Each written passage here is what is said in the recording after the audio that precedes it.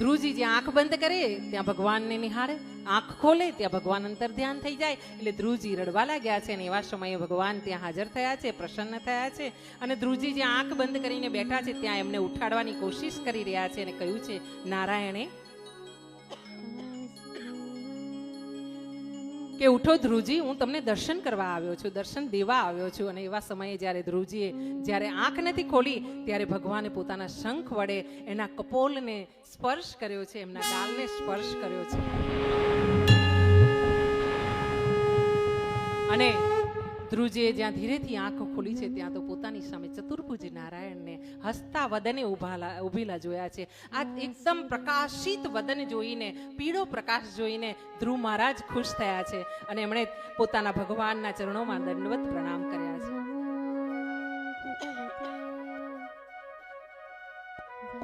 તો મહારાજ ભગવાને ધ્રુવ મહારાજના જે ગાલ ઉપર સ્પર્શ કર્યો છે એના કારણે આ ધ્રુવ મહારાજ અતિ જ્ઞાની થયા છે. ને તે જ સમયે શ્લોક દ્વારા ભગવાનનું એમણે ધ્યાન કરીને આરાધના કરી છે અને કહ્યું છે ભગવાનને,